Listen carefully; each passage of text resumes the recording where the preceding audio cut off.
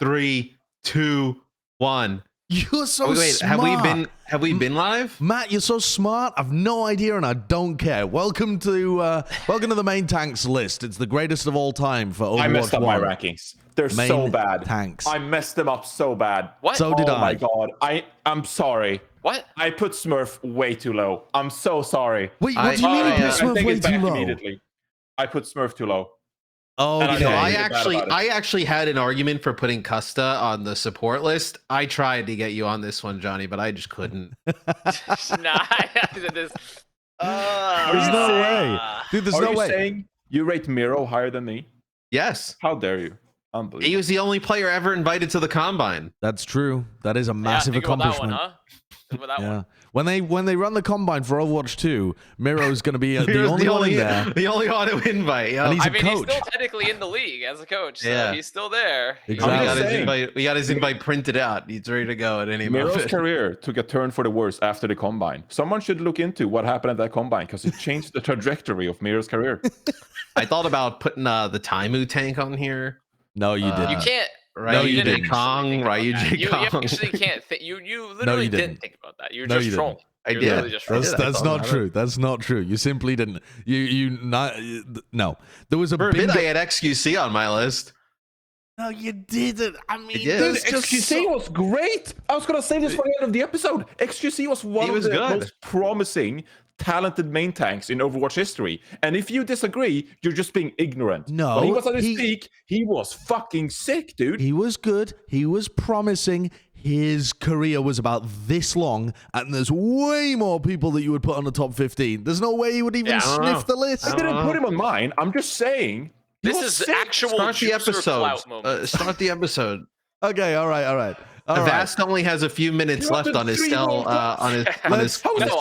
I have Three World an Cups. indeterminate sentence. I can say here for Let's a get long it time. started. Let's take a look at what we have fucked up this week. No, we haven't fucked up anything. I actually found this one to be on par for me in terms of like ease to make as like the main support. Really? Because I found this one quite difficult. I found like the top 10 to be relatively simple for me, but once I got beyond the top 10, which the ones that aren't directly on the list, like the 10 to 15 range, maybe a little bit lower, maybe like the 7 to 15. Like that's when it was pretty hard. But like the top like 1 to 7 or so, I found to be relatively simple. I'm Yeah, not 7 to gonna lie. 15, I found to be hard. I had some fun towards the end. Oh, Ouch. you're an absolute menace. You're an absolute menace. Okay, Kurt, who do we have in number 10? I'm desperate to see what has gone wrong here. Can we unveil the first list? Let's have a look. Number 10, greatest of all time, main tank. Whoa. Okay. Gaga. Okay. Gets in there at number 10. Put Chinese Overwatch back on the map. He was one of the best in 2021 on ball and had the flexibility to change the game, says Sideshow. Intelligent guy. Obviously, only had one year with the Overwatch League, but did have, they won the gauntlet. And to me, one of the reasons that I actually had him on the list, even though, obviously he's got to be towards the bottom because his career just wasn't long at all, was that it was a successful season and it really was a bit of a paradigm shift for Chinese Overwatch. They haven't had a main tank that they could rely on. Did you like guys Gaga. have him in your top 10? Yes. I had him just at 10th. He squeaked I on. had him at like I think 9 or 10, somewhere around there, because his career in contenders was really, really good, and his season Overwatch League was also very good and a very competitive season. Like I think, I agree. like Josh said, that he was like the paradigm shift for Chinese. Like, anyone remember when Chinese Overwatch was like perma Roadhog? Anyone remember those days? Like that region used to be unbelievable, silly champ. Like literally unbelievable. And so Gaga, Gaga actually kind of redefined China in some ways. I had him at 14th. I had him at 14th. Kind of disrespecting Gushue here a little bit. I mean, Gushue. Don't get me wrong. I mean, Yeah. Gushue, Changed the course of Chinese Overwatch. They literally had a main tank who was nicknamed the Primal Blade. Yeah, I mean- but he also... but I'm gonna be honest. I don't think Gushue's flexibility is as good as Gaga's. So, in my personal opinion, I think but Gaga's. Gushue was a really good main tank for like 2-3 years for China. Yeah, Gushue was good, but also Gushue didn't play on a primarily Chinese team. So it doesn't really... he wasn't So part that of... Did Gushue fucking pick his team? entire contribution to the Chinese Overwatch team? It's Well, like it's not you that know, it's not that it has nothing to do with just only Gushue though. I'm simply saying that like Gushue also still was mostly known for Winston and a pretty like one-dimensional style. In my opinion, in the way that they played, Gaga allowed you to have a flexible main tank to where you could play a breadth of styles, which Chinese Overwatch really did not have. yeah, for a I long mean, I time. agree with you. I put Gaga at number 12. The main reason was that like his career was relatively short, but I didn't want to dismiss the success he had in contenders and also his versatility. His versatility is fantastic. It's a rarity, so I put him number 12. I'm excited to see him at 10 longer, I would've because when had I top look 10 at for my sure. list, I'm excited to see what the hell is going to happen for the rest of this. I can already know that something is off the fucking goop already. I love how Something's this already series gone was supposed to be like a commemoration to Overwatch 1, and we just fucked it up at every No, turn. the average not is that pretty bad. reasonable. No, Why are no, you guys the so average top 10 pessimistic? was Be pretty optimists. Huh? We're doing great. Yeah. I think the average, our collated top 10 on average has been pretty good. It's not been like amazing, but it's been pretty good. It's the individual That's ones that always have some weird stuff in, but the They're collaborated egregious. ones, Yeah, they're the egregious. collaborated But ones that's tend why to we be okay. have society_bottom text moment where we put everyone to a mold to make the top 10 and we all come out cookie cutter human beings. So it's perfect. Exactly. We all have community approved opinions. Number Rubber stamp. 9. Yep. Let's get into number 9. Oh my god. Matt desperately wants to see whether Miro made the top 5. Let's see. Number 9. Who have we got in here? It's Fissure. Yo. Oh, that's Okay. I had Fissure at 9 as well. So did I. Fissure at number I had 9. Fissure. Okay, so I Avast actually had says Fissure one of the slightly higher. flashiest and highest impact players while also having a very solid hero pool. The true main tank villain. I had him for a bit in my top 5, and then I top started 5 I think is a thinking little away. high. I think, but I actually had him a little bit higher than 9 in my list. But I do, but realistically, it was hard to judge him because he didn't play last year of Overwatch League. He had like limited moments even before that. So, but when he was playing consistently, and also when you take his time pre-Overwatch League 2, the guy was just a beast. He was a beast. His hero pool is good. He was also one of the first players alongside Aiming to really show like how good Ball could be at the Overwatch League level. And show how stupid that character is and dumb. And so like I do think that like overall he's a player that when you talk about main tank a lot, you have to think about not only like so many, it's sort of like main support where he's like, how good is their team and enabling them to do things? Like how do they actually get to show their individual performance? And Fissure was someone that showed often his impact, his own personal impact in the server, which is on a role that's hard to do without the proper team support. And I think that's really important when we think about main tanks is moving forward is just like, how do you feel their individual impact in the game? And Fissure was a player that you could do that a lot. I forgot about these ESPN top 5 Yeah. placings. Uh, So sports for me, he's like one of like the biggest, I think, like what ifs, because like he was so good. Obviously couldn't end up like staying on a team for very long after really, kind of the Gladiator stint, but like he was incredible when he was on the Gladiators. I mean, that team was like not very good before he joined. Like they were like maybe like bottom to middle of the pack in that season 1, and then when he joined, they kind of like shot up the standings, and he was like an MVP candidate. Like you just wonder if he ever got in the right situation again, what he could actually do. Yeah, it's a bit of a shame. Like if he had played that, there was a playoff series, right? 2019 when he stopped playing Yeah. because he didn't. Gladiators where he didn't play. Yeah. He had something with the practice wasn't going his way, and so he essentially recused himself, and they started playing someone else in his place. A remix In the 2019 playoffs, which was a damn shame because like that was a good team, The They're the 2019 third LA seed, Gladiators right? roster. I mean, Remix yeah. didn't even play that bad during the playoffs either. It's just he No. wasn't Fissure. Yeah, but like Yeah. Fissure was like an extraordinary main tank at the time, and they dearly missed his presence. However much you rate iRemix, probably in Matt's top 15, I mean, he wasn't Fissure, so he certainly contributed. No. He didn't make the list. He didn't make the list. Fissure went off the deep end. At some point late in his career, it was like he just loved getting like publicity and like fed on like Reddit drama. Remember how he leaked the hero pools when he was on Seoul just to get like clout? He was like, oh yeah, I retired, so I don't have a contract anymore, and so I guess I can leak this now. And I'm like, oh, dude, this guy went crazy. I don't know. It was the closest to like a sports player we had that just like changed the It was way like he Antonio behaved. Brown. He like took his jersey off at halftime and just ran off the field. Dude, it was crazy. Fissure was legit good, and then he was just like, yeah, I'm gonna stir up a bunch of Reddit drama and like rumors out there, and like, you know, maybe I'll join a team, maybe I won't join a team. And then he went out with the Vancouver Titans with like not even getting to play. Like, oh my with god! The, like, all with right, the whole yeah, I Titans forgot about fiasco. that. Yeah. Like that's Yeah. like the worst part of it all is that like he literally could like we could have seen maybe Fissure like have a great end of the career or continue his career, and then he went to the Titans and they just like shat in the bed. Just shat all over the bed, poo everywhere, and destroyed that whole thing. So Yep. sad. Love to see that. Great I don't organization. think they had toilets in that Vancouver Titans facility. So what are they gonna do? Use the bed. Incredible comment. All right, so we've had at number 10 a player with a short career towards the end of the game. Then at number 9, a player with a career that was primarily towards the beginning of the game. What direction is this going to go into? Let's take a look at number 8. I want to see whether we've got Jonathan Reinforced Larsson somewhere around here. Yeah, where is Reinforce? Okay, so we've got Goushway. Goushway at number 8. The Primal Blade, says Jonathan. Goushway demanded a seat at the table on behalf of China and was a reliable cornerstone for Hangzhou. This is Yeah. the first time like China was non-silly champ, as Avast would say. Like here, I feel like Goushway. I have him about here on my list. I had him 7. I Matt took my silly stick. I'm very upset. But I agree with Johnny's take. Yeah, Yeah, I mean, Matt, I mean, you know, was Matt out here when we established the rules? No, he wasn't, Wow. and he doesn't watch Plat either. no, It's all right. There's, no, I there's just no make need sure for the ad rules. Just go revenue on, comes. Matt. I Just just go make on. sure the ad revenue hits the account. Yeah, I don't watch. Jonathan, why are you so high on Goushway being like in this position, you know, when you're contrasting his position as the foremost Chinese main tank as we have him on this list? I mean, I think his tenure is just like longer than Gaga. I think, you know, if Gaga and Goushway had played at the same amount of time, I certainly would have rated Gaga higher. But the fact that Goushway has been around for quite some time, I think his first World Cup was 2017. Am I correct? And that's where he like really made his name for himself with the Winston. That was that World Cup desk we did. The World Cup desk No, it we definitely did. wasn't 2017. I'm pretty sure it was like 2018. It was Oh yeah, it probably 2018, was 2018. We did the World Cup desk in 2018, right? And Yeah. that when China had that big run. Yeah. And Goushway, I mean, he was fantastic with the Winston. Of course, Primal Blade was born as a meme back then because he was so sick with it and dealt so much damage.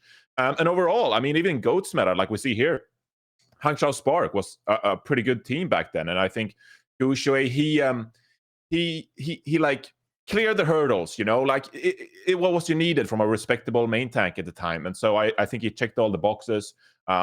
And he was China's best main tank for a few years until Gaga joined the scene. Well, he So still I might think be. I put him number 8. I put Goushway number 8 because I think he's a respectable main tank with a good tenure. And he's had some very good peak moments on both Winston and Ryan. He still might be China's best main tank. You just, I mean, with the teams Hangzhou's been putting out there, you'd have no idea. Did you watch all this last year? I don't know if you did, Matt. Hangzhou? Yeah, I watched a No, little bit. Do you know who Gaga is? Yeah, I know who Gaga is. What is this guy? I mean, this guy is unbelievable. You know, he's on the desk for 2 seasons, and then he thinks he's a genius. I know. I love it, actually. I think it's fucking funny. really Jonathan's funny. coming to this attitude You with know, it. I don't have Goushway this high, by the I way. I'm just gonna publicize straight all up- that justice for reinforced stuff for free. They'll try and get him back, and then this is how he repays. Unbelievable. Connor, talk to me about why you don't have Goushway this high. I think he is essentially coasting off of them, essentially being the first Chinese main tank to not be so incredibly silly. It made you be like, what the fuck's going on? Now, his Winston mechanics were legendary. I think that is a point to say, like, yeah, he had a really, really good Winston. I think his time in Goats was solid. I don't think he was anything special during Goats, honestly. And I think ever since then, especially, but part of it is because Spark has been an absolute dumpster fire of an organization since then with like their team management. So it is hard one of these times. But even when you watch his individual play, I don't think he's as flexible as Gaga. I don't think he's had his mechanics have really kept up other than Winston really at all. So I think he's a player that's like pretty good. Probably has left in the tank to like have a resurgence for Overwatch 2 because his mechanics on Winston were so good. But when it comes to like Overwatch 1, I felt like Gaga kind of outstripped him pretty heavily towards the end of the career.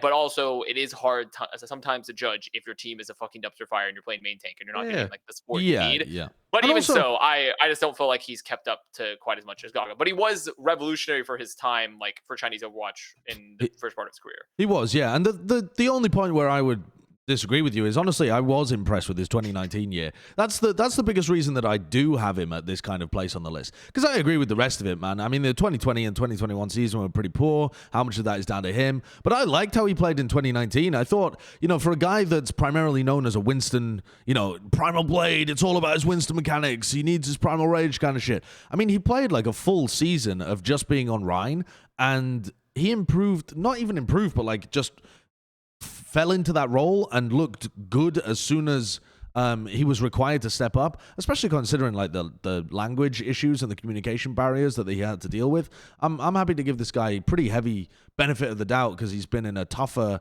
playing situation than most people. So yeah, I think this is a fairly reasonable place to have the guy. And let's move on to number 7, shall we? Let's take a look. Who have we got just above Gouchway on our top 10 ranking list?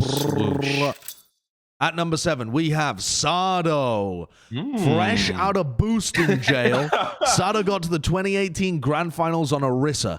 After a rough 2019, his 2020 bounce back was elite. That's from me.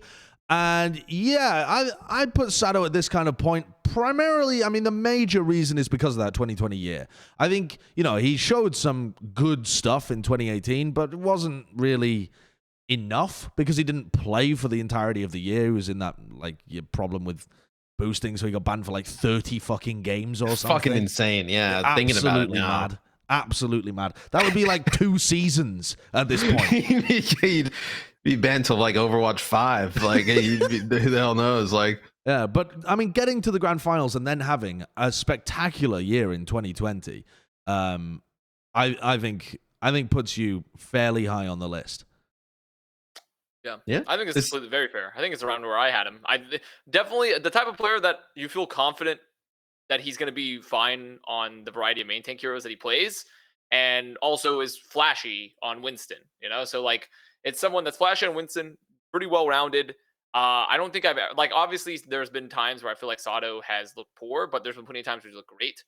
So it's just a player that has had some excellent moments and bad moments, and I think overall, when you take a look at his whole career, is towards the bottom of the top 10. Just a very pretty solid, consistent player that is not necessarily going to set the world on fire, but is going to have moments where he is very, very strong. Yeah, he's never I think outside of some moments early on, really is kind of 2020. He was sick. The first season, I mean, it's a little bit of a wash because he's just gone for so long, but I think he probably would have had a really good first season, barring if he was able to actually play for most of it. Probably would have helped Philly a ton. I had him about this on my list as well. I had him at 8 on mine, so a little bit higher. But I think even when you just look at him, just insanely talented in terms of individual skill. His Winston in Winston Goats was actually pretty decent too. It's just that his Rhine was so out of sync with the rest of the team. You deserve some props, Sideshow. I mean, you stuck with him until the start of the 2020 season. That's what I kind of remember. Stick with him.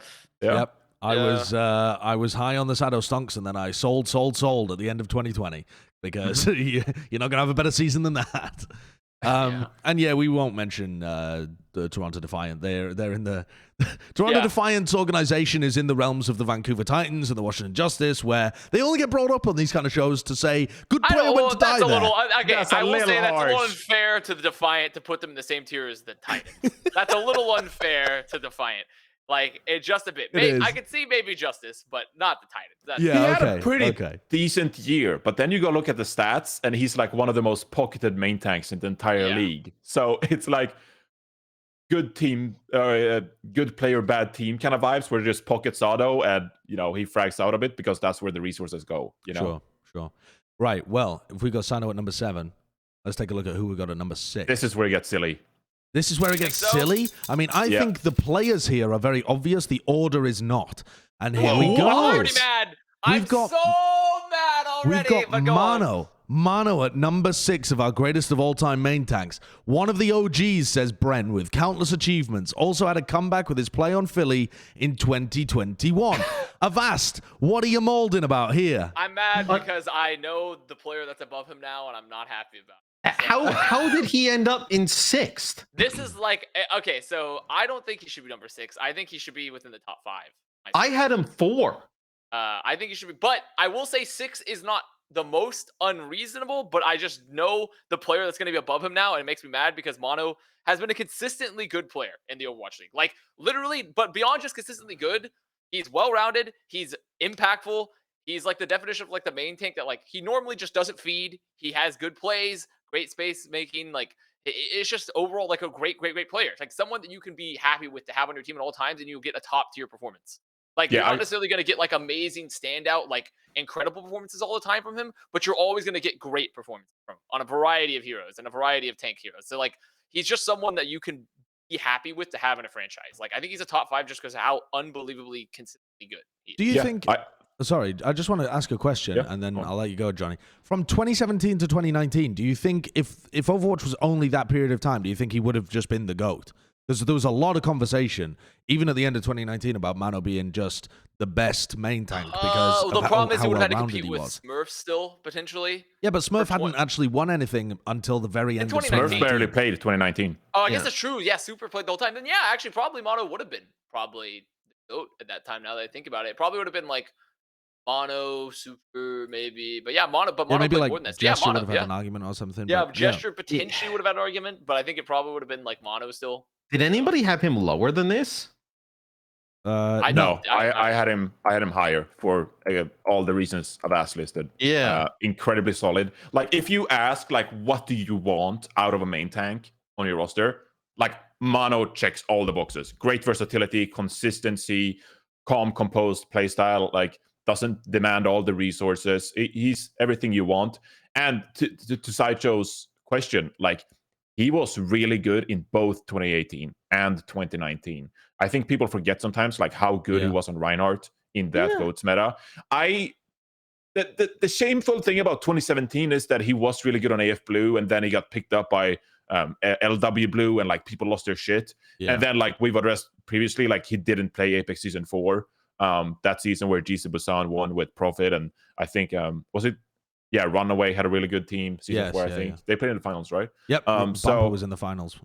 Yeah, so it's a bit of a shame we didn't get to see him that Apex Season 4. I think if he had made like top 3 that tournament, his career achievement, like his list of accolades, would have looked a lot cleaner because he would have essentially had like 3 years of really good dominance in the main tank role. He was still good in 2020. I gave him some bonus points because he was just like such a beloved figure, especially for his tenure on New York. I went back and looked at some of the threads where like he was released by New York, and I think Overwatch might have legitimately lost viewers because Mono left New York. Like, people were in shambles. Like, they were, there was so much sadness going through those comments. Like, New York fans were like in disbelief. So I gotta give him some bonus points for that. The fact that he was so beloved by that New York community and such a cornerstone for that team, alongside being a fantastic main tank. So I had him a bit higher because of that. But yeah, I think top 5 for sure. It's had to be Bren having him like something had to have happened here. I don't know. Yeah, Bren had to have him like. Bren had him at 8. That's pretty that low. Is egregious. That's pretty low. That's pretty low. That's worse than me having cussed the top 10 but or also, whatever. Probably one of the other things that happened is if we have different orders for the people above, you know, and like that also then that will bring all of their rankings upwards. Well, if we put him higher up, he gets more points and it's higher. Now he's 6th. So yes. The next player only had 1 more point than Mono. I know it is, dude. I'm upset. 1 more point. Okay, well, let's see if Avast is correct. Let's move on. 5. Let's move on to our number 5. If there's no, if it's any higher than this, I'm gonna ape out. Number 5, it is Gesture. Yeah, there it is. Gesture is the most underrated player on this list, says Reinforce. What? But that was his own list, presumably. His own list. Phenomenal Winston, playoff-changing Orisa in 2018, and Roadhog in 2020. Go on, Reinforce, tell me, why is he the most underrated player on the list? I think people, to say it like Bren would, I think people consider Gesture to be a bit Jay-silly at times, you know? Like, he's a goofball, you know, he does funny walkouts, he bites into lemons, you know, his flower shop story that Bren conjured up for some reason, like, oh, he's the funny main tank, you know, he's a bit silly. And I think people think back a lot to his Reinhardt in 2019. That was like absolute garbage. It was horse shit. It was some of the worst Reinhardt gameplay I've ever seen in my life, and I'll be the first one to say making a great argument. Underrated guy. You're making a great argument. I'm just prefacing prefacing the entire argument, okay? But that beside, this guy has genuinely been fantastic at so many heroes and come in clutch at crucial moments for his teams, okay? Even starting back to that Apex Season 4 with GC Busan, like came into the scene, great Winston player, brought that into the 2018 season. And coming into the playoffs, like he had one of the best Orisas in the entire world. Like the way he synced up with the Dragon Strikes, with Hanzo, the Roadhog hooks, etc. Like he was fantastic on that hero when it came out. And so he was clutch for his Winston play that we remember the most about Gesture. He had a great Orisa and helped on a Spitfire to win a championship. And then to top it off, like his tenure on Seoul Dynasty, Melee, he had a bit of a resurgence on Winston. I think we forget that sometimes, that at the start of the season, yes, we wanted to see Marvel in the main tank spot, and we were tired of this Prophet and Gesture duo just like coming in wherever they go and just taking things over. But he had a pretty good Winston this late in his career. And to top it off, like the 2021 playoffs, his Roadhog was what helped Seoul Dynasty to reach a grand final that no one expected them to do. They had a late resurgence once more, similar to the Lone Spitfire in 2018, because Gesture brought that fantastic Roadhog play to the Seoul Dynasty. So I got to give him credit to that. He had a great Winston, great Orisa, and a fantastic Roadhog, and he helped his team at very crucial moments and has a good achievements list because of it. I wouldn't have put him higher than Mono just because of like Mono's consistency throughout all of time. I think Gesture's had some like really high highs, but also some pretty embarrassing if you look at the lows, list, but Gesture won an old Overwatch League championship, and he got second place with Seoul. Mono never even reached the grand finals. So that's one way you can look at it. Yeah, I mean, that is one of the ways that I looked at it. I've got to tell you, I had Gesture higher than Mano and 2 places higher than Mano. There's someone in between. What? There's someone in between. I had Gesture at 6th on mine. I had Gesture at 6 as well. I think Gesture, and honestly, if I was being serious with myself, I could have potentially put him 1 spot lower, but he did have enough impact to where I'm like, yeah, I'm going to give him 6. But this is a main tank list, not a tank list. The man's best recent season was not playing main tank. It was playing Roadhog. That is a main tank. Like, it was the main tank. At the time, he was the main tank. But the thing is, we had players. But the thing is, it wasn't a main tank, though, because we had plenty of off-tank players just playing Roadhog for teams. Main tank players just weren't playing it. It was just off. There was plenty of off-tank players just playing it, or the DPS players even. Like Decay. It was not a main tank play. It's not a main tank. It's historically not been a main tank. In 2021, it wasn't a main tank. It wasn't a main tank. It's a tank. It's a tank. It's not a main tank. So that's why it loses roles. Main tank. But he is silly as fuck. He is silly as fuck. And his my 5-on-5 is going to be great because we don't have to make a difference between who's an off tank and who's a main tank. There's just a tank. Overwatch 2, Gesture would be legitimately in my top 5 if we were going to maybe even top 3 for like tank players going into Overwatch 2. Potentially, but I'm not sure. But like, I'm just saying that like, you know that he can play other stuff. Yes, yeah. But this is a main tank list of Overwatch 1, and his best performances outside of 2018 were not on main tank. It was on Roadhog. So I'm just I love Kurt's fucking laugh in the background to kill it. We need just like a Kurt laugh track that when Kurt wants to laugh, he can just hit a button. So I just find Avast setup so funny. Like beyond him just looking like he's in a closet. Yeah. He doesn't have an Ethernet cable. His internet isn't good. His mic is actually shit. I do have an Ethernet cable, Kurt. I do have an Ethernet cable. Are you sure? Yeah, I do. But Did you plug it into a USB port? No, right now it's not active because the internet, for some reason, the router that runs that particular network is down. So I'm having to be back on Wi-Fi. I feel like with Avast, like we ask for visitation and we're speaking to him in prison through the glass. Like he's only got a few minutes, or maybe we like slip him a payphone under the counter. The real reason we're hurrying up the show. Yeah. He's got his parole officer. He was right. Okay, so who was that? Let's take a look at number 4 then. We've got Gesture at 5. This is the worst. Mano 6th. Here we go. Number 4. Greatest of all time. Main tank list. Number 4 is Smurf. Yeah, I think that's a fan favorite player whose Winston cannot be underestimated. One of the key drivers of the Shock success. This is so wrong. Avast, talk to me about Smurf. I had him higher than this. I had him higher than this. But I think 4, considering the rest of our list and that we're cracked up and coked up and, opioided up here on like whatever else is going on, like 4 makes sense of whatever the fuck is happening in our collated list. But I had him a little bit higher. I think Smurf, it's hard to not talk about how great he is. His Winston was beautiful. It was like Bernini. It was like a Bernini level Winston here. When you see this guy, he was doing shit you never seen before on the Winston when he first entered, and it was all great. His other roles were pretty solid. What his other, like, he could play Reinhardt okay-ish, but also he's competing against Super. His Orisa was very good. His ball was okay-ish. Like, I think really the things that defined Smurf as a player was how great his Winston was coming into the league, but he did have decent flexibility. And because of how good he was on Winston, combined with like a relatively good flexibility, it definitely propelled him to the top of this list in eras of Overwatch League that were really, really hard, when he just seemed head and shoulders above a lot of people.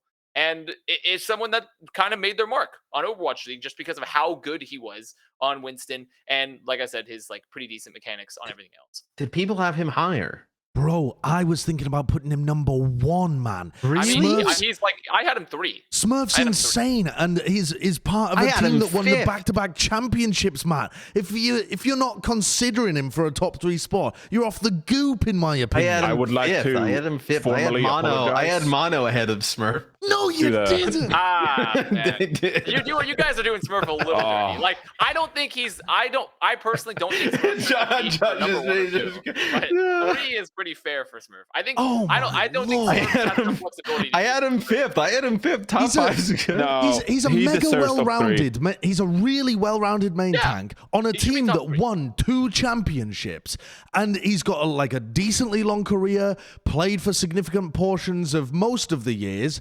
2019 he played not as much, but like the dude's got got legs, reasons to put him at the top of a list He's like top this. this. 3. Make a He's decent top 3 point. main tank player for Make a sure. decent point. Holy shit! Top 5 is good though. Top 5 is good. I am part of the reason why Smurf is so low, and I'd like to formally Where'd you apologize have to the him? entire San Francisco Shock community. I would have liked to prior to the episode fix this. Where'd but you have alas, him? The points had already been accumulated, and I'm very sorry. Smurf definitely deserves to be in the top 3 for the reasons Josh listed. Incredibly well-rounded. Where did you have him? I around your spot. Where'd you I'm have so him? Sorry. He deserves Where'd to be you in the have top him? 3. I admitted I had him We can 5th. take a look at it later. Oh, come on. Don't The be a thing- child. okay. Tell us what. Tell us I'm what. so sorry. He deserves to be top 3. And oh, look, okay, I admit it, okay? It was a mistake. I'm sorry. He deserves to be top 3. I don't agree. I reason- think Shock 5th fans is are fine. so mad at us now because I've already pissed Wait, them off with the- Violet. And Tell us Yeah. where you had him, Johnny. Don't be a baby. I put him at number 6, but he deserves to be top 3. Whoa! He deserves to be top 3. I'm That is- sorry, okay? I'm That is sorry. even worse than me. Did you have gesture above him? Yes, but That is I would like to horrible. fix it. How do I fix this, Sideshow? How do I fix it? You can't. We've all fucked up. It's all right. I want it to be top 3. Wait, Okay. you I'm had so gesture sorry. above Smurf? I didn't have that. That's I mean, that's crazy. insane. Okay. Let's- Okay. If you compare it to some of the number 1 and 2, the reason why I wouldn't put Smurf number 1 and 2 is because he didn't quite see as much playtime as Super. I think Smurf stood out most specifically for his 2026. Yeah, he fixed his internet. Yeah, that Whereas- USB cable into the Ethernet's not working too well. For his 2020 season. But I went back and looked, okay? I went back and looked at the playtime because I wanted to have an idea of like how much Super played and how much Smurf played. Yeah. In So did I. 2019, Yeah. Super played all of the stages. Stage 1, Stage 2, Stage 3. Because it was the GOAT's meta, right? It makes sense. Super played all of the Reinhardt. Going into the playoffs, that is where Smurf's Orisa really stood out. So in the 2019 playoffs, Smurf played 26 maps. Super played 1 map in the 2019 playoffs.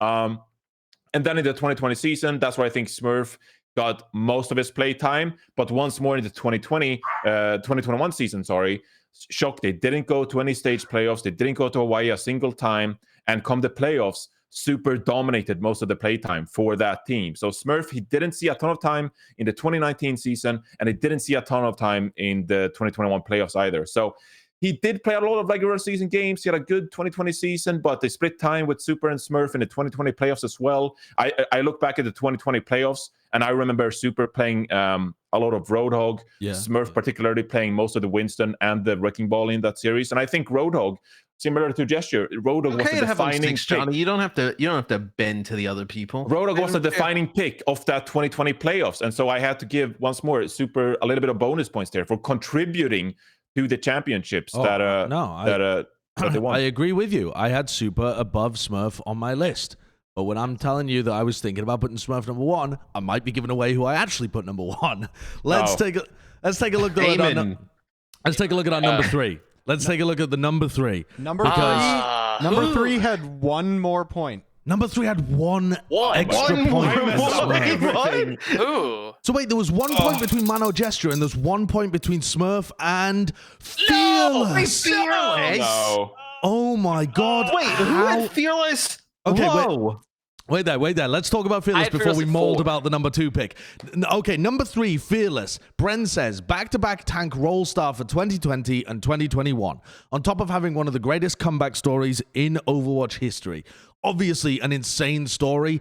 I about actually had him at the number 3 position here, but for different reasons, I'm sure, to our actual list.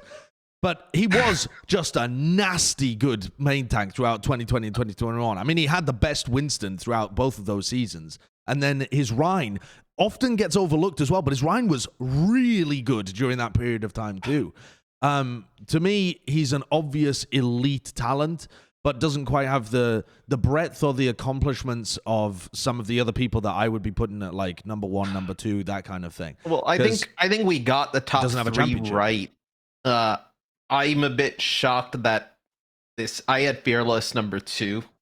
That's insane, dude. That's crazy. I'm sorry. No, that is That's insane. crazy. That's crazy. Crazy talk. Okay, what's wrong with that? Here's what's wrong with that. Okay, I agree with Sideshow. Fantastic Winston. Amazing Reinhardt.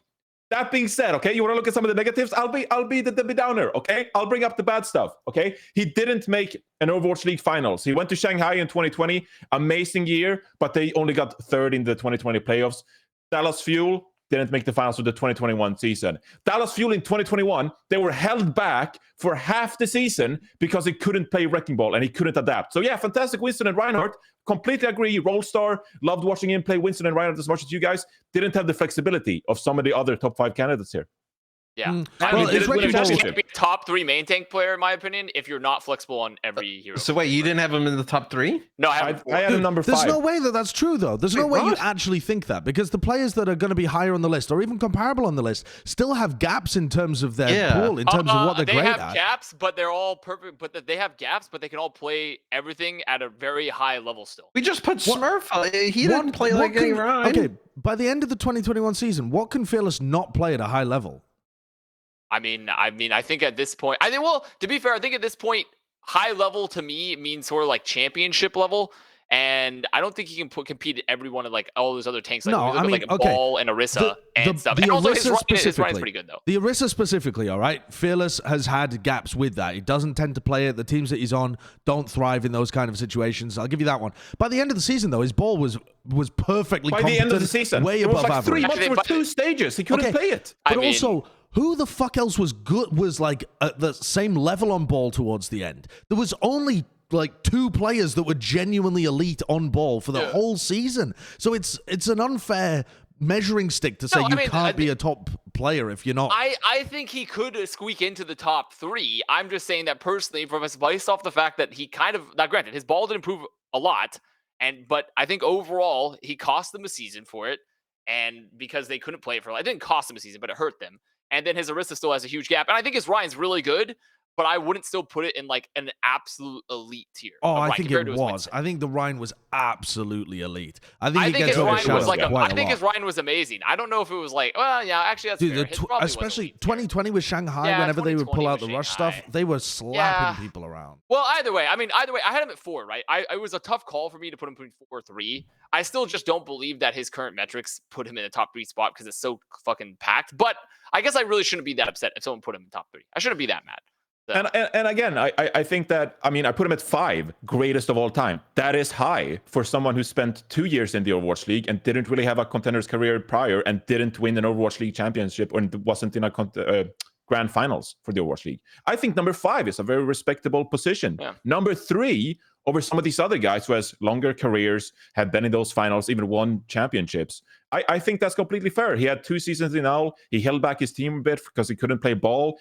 Most of his dominance came from the APAC NA split, where like he competed against teams like Seoul Dynasty and Guangzhou, whereas like the other regions had Shock, Philly, like dominant teams. And like those stages don't matter as much as the stages where like the league were all together and like the top teams competed against top teams. Like it was a weaker region at the time. Shanghai were the only dominant team.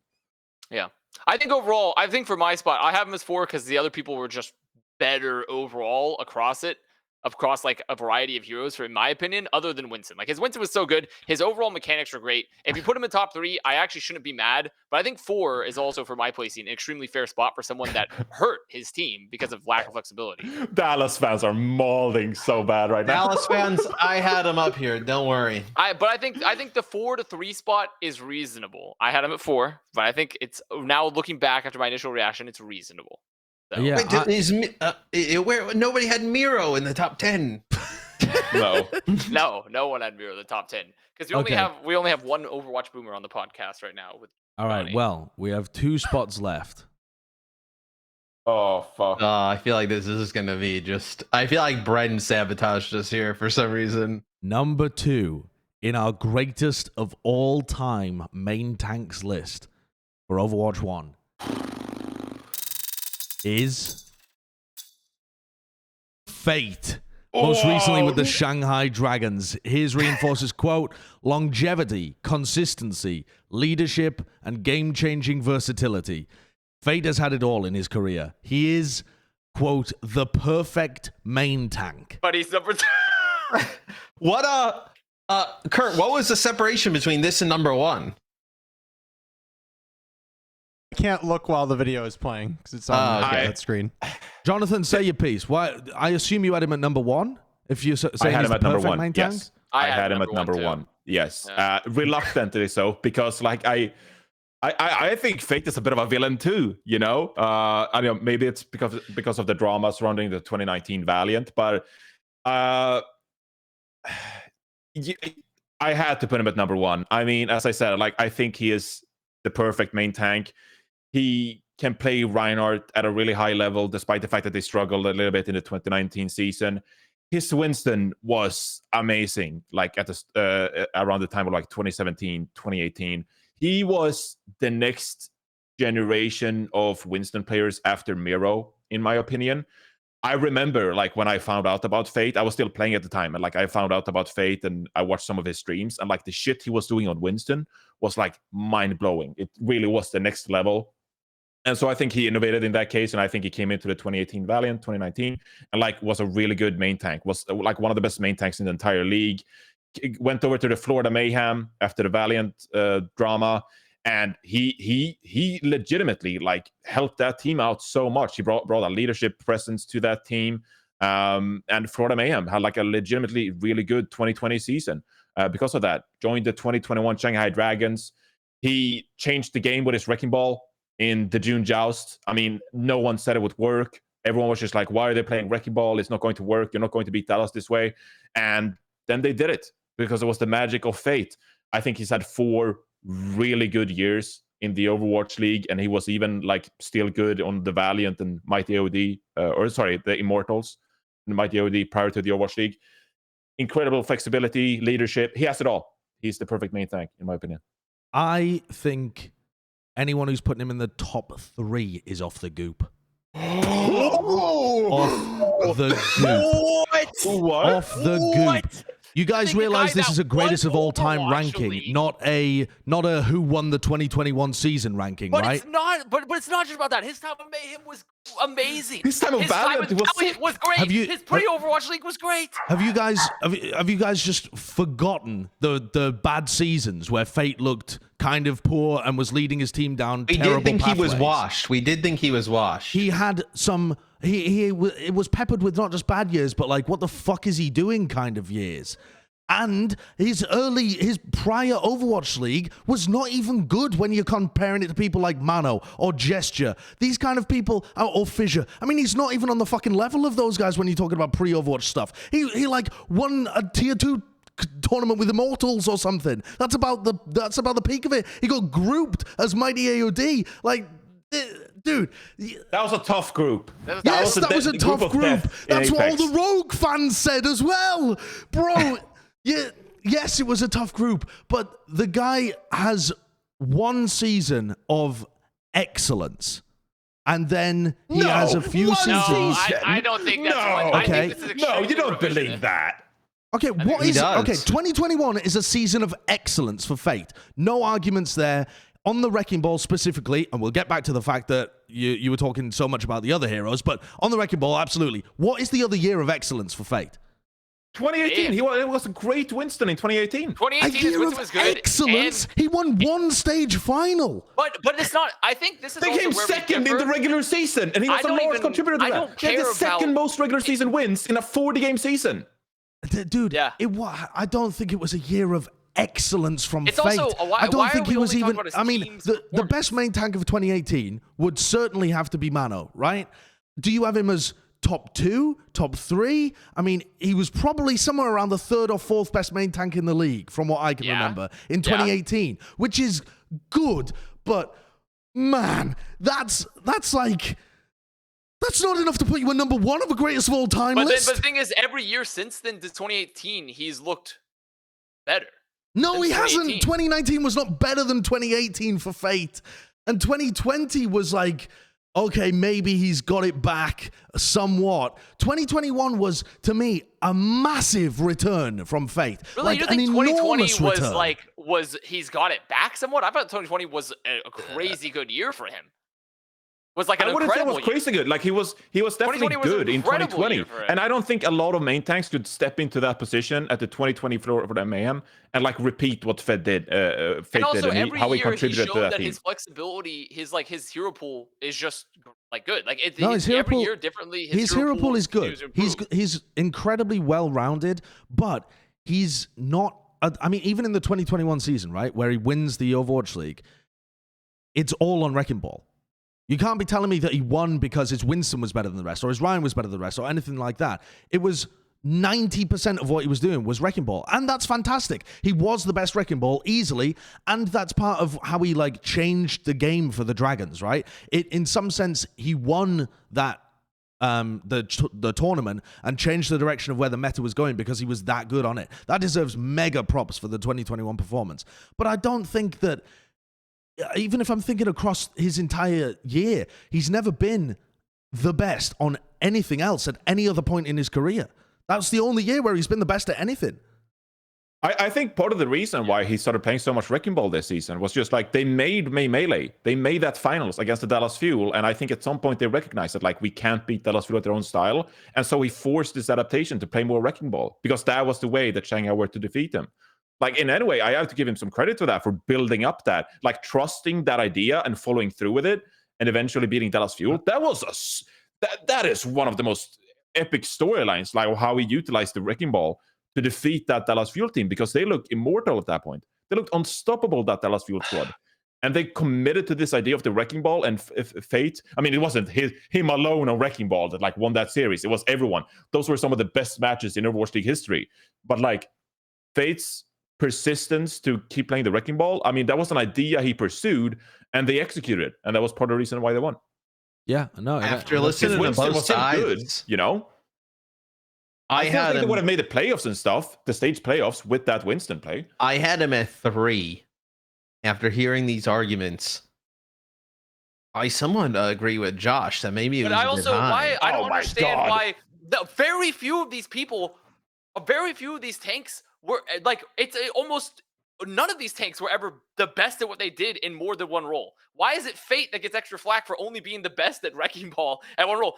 Fearless is only the best at Winston. He wasn't the best at Ryan. Like, Fearless wasn't the best at Orisa. Okay. Like, neither was, like, very few of these tank players were ever the best at one thing. Fearless Fate is amazing. He was the best at Wrecking Ball, but he was also been consistently, in my opinion, top 3 to 4 at every other main tank. And he's been able, in my opinion, consistently, I feel like he's had some good moments. He's had some downturns, but the difference is that this is a player that I feel like you could always slot into any team and he'd put up top tier performances and then have a year in the hardest year of Overwatch League, arguably, where he was the best at a role. And to argue, because like, and once again, I don't really care what his teams did in the past, what they won and didn't win. It's why I don't give a shit about what other main tanks teams won or what other players like. It's not about winning, it's about the player. What the player's contribution in that team. And like, sure, you could be the greatest, but if your team sucks ass, you're not going to win. Like, that's just how it works, right? Like, is Fleta bad because his teams were bad before? Like, that's just not like how the conversations for players work, I think.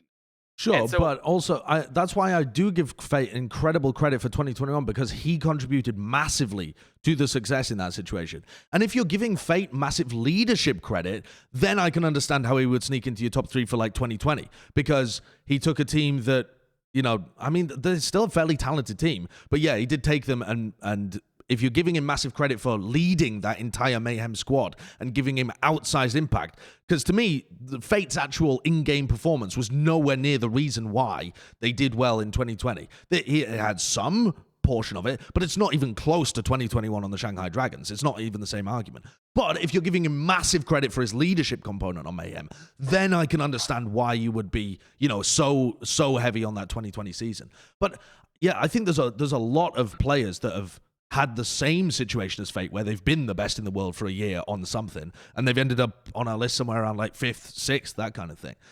Yeah, So, I mean, speaking to my evaluation model, and again, it's like not perfect, you know, like I fucked up with Smurf, you know, and like I made some pretty grievous mistakes in my list, but one of the things I respected about Fate, which is like his sheer consistency across pretty much the entirety of Overwatch League, the way I saw him innovate on Winston in 2017, and like you look at some of these other guys, and like Fearless, he had 2 seasons in the Overwatch League.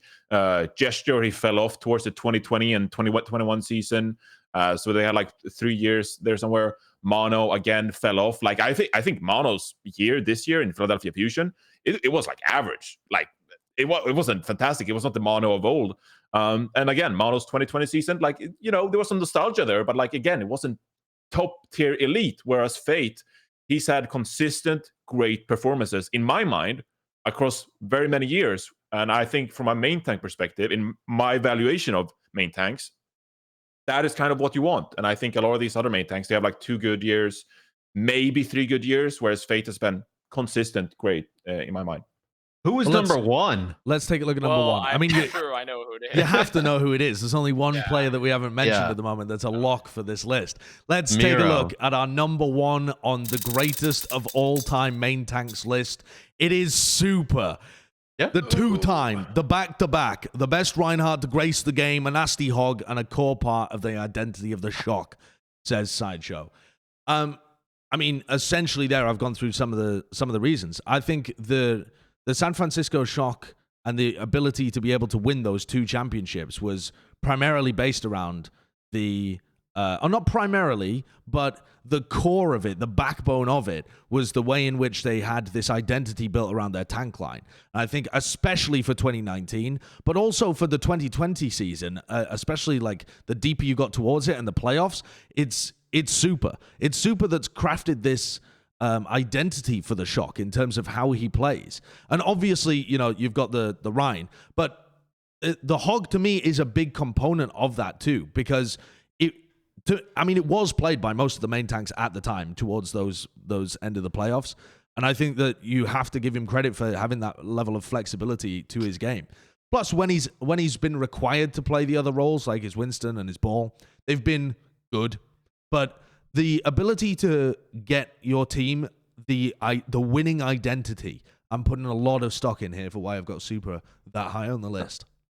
Even when he plays some of those other tanks that you mentioned, I think like he's probably better than what people think on those roles. Oh, but yeah, I think just his Reinhardt, I mean, was so great for the shock. And then, yeah, like he's a huge reason why.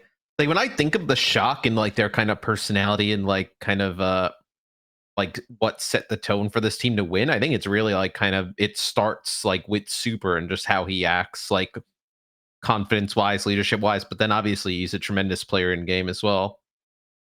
Yeah, I also think that for Super, people forget just like how I actually had Super at number 2, and I'm not even mad that he's number 1. I think this is like there's a lot of different metrics to evaluate. Like I said, the off tank metric, like the flexibility metric, I personally don't love it in like specifically looking at off tank is like where the main tank stands. But in terms of the flexibility, he is the most flexible main tank. He is someone that you can put him on everything, and it's part of the reason why Smurf did not get as much play time. Towards the end of some of these seasons was because of Super's flexibility. And if we were this is a list for like the best main tank heading to Overwatch 2, Super would be number 1. Like Super Yeah, I would would be number agree 1. on that. The best tank player going into Overwatch 2, it would be Super. Like you'd want him on your team. But his people just forget that like his Winston didn't look great in 2018. But that's because his team was awful and he didn't have a lot of time to integrate with it. And the only reason he didn't get to play a lot of Winston in like 2020, let's say, is because Smurf was arguably the best Winston in the league in 2020. So like if you're playing against someone that's literally the best in their role, it's hard. And he's also been the best in his role by far on Rhine, and he has really, really great performances as seen in 2021 and before that on other heroes like Orisa, Hog, Ball. Even like I thought his Ball was better than Smurf's. And on top of all this, he's like Fate to me in that he's a very central component to his team every single time. Like it's part of why I give both of these players a lot of credit is that not only are they really flexible, but they're extremely important. The focus, like the focal point of their team.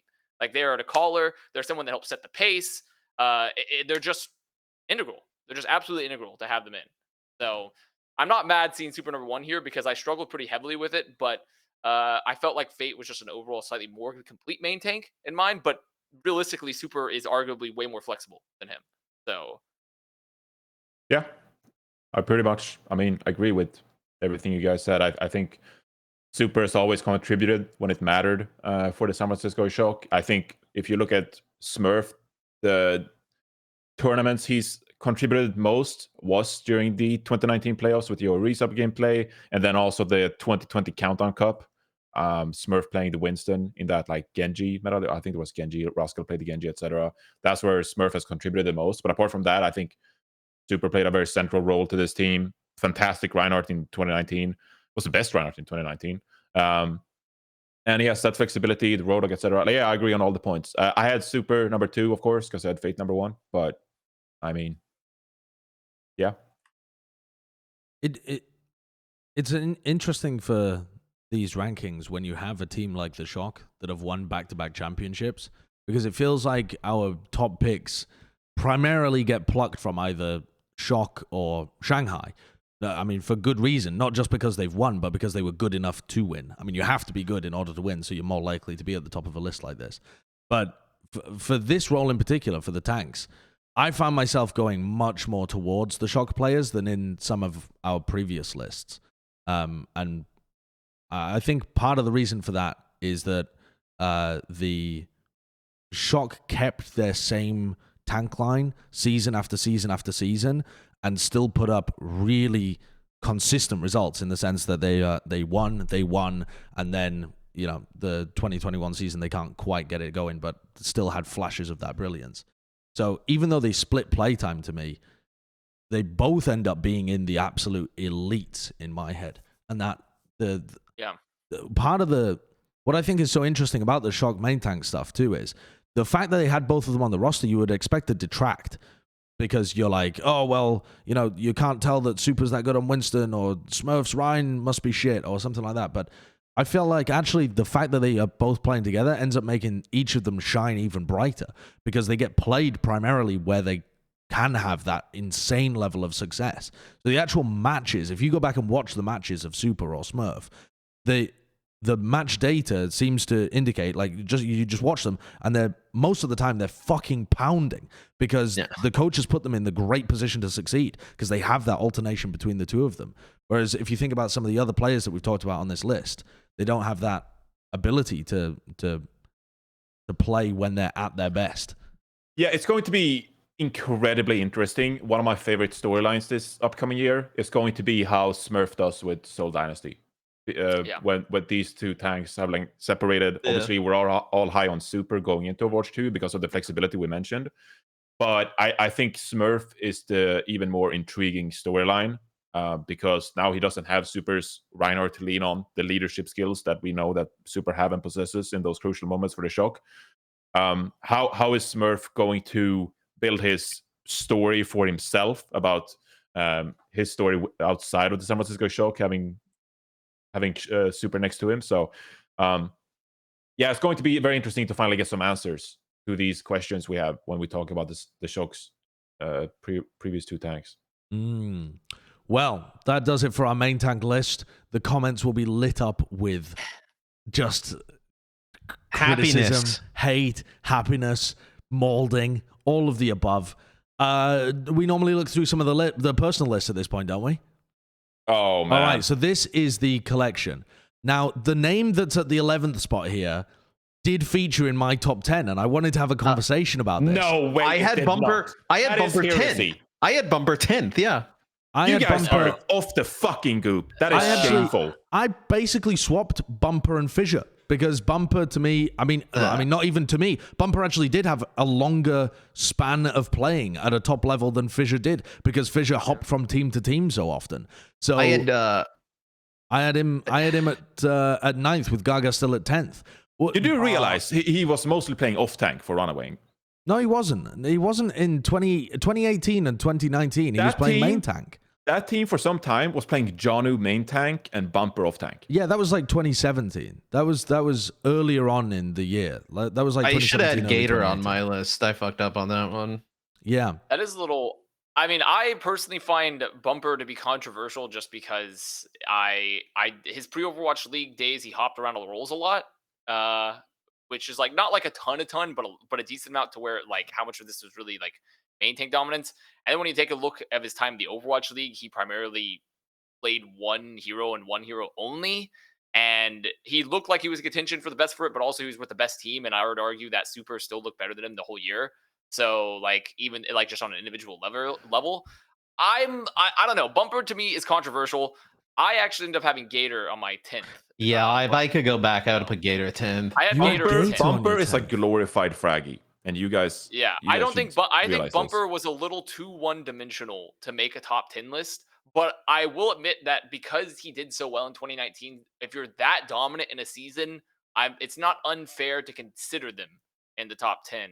But I think he was a little too one-dimensional, like as a main tank player, to be a top 10 main tank. Bumper's just funny as well because there's half of the community that swear that he's like a nasty good Reinhardt, and half of the community that swear he's like an unbelievable feeder that's just being kept alive by Twilight.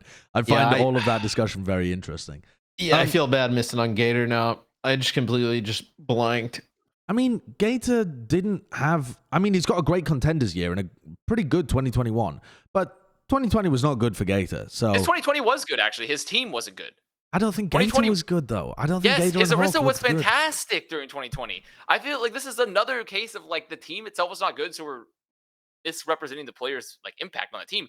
Gator was like one of the only reasons that team ever had any any cohesive at all at points was because of how well they played around him.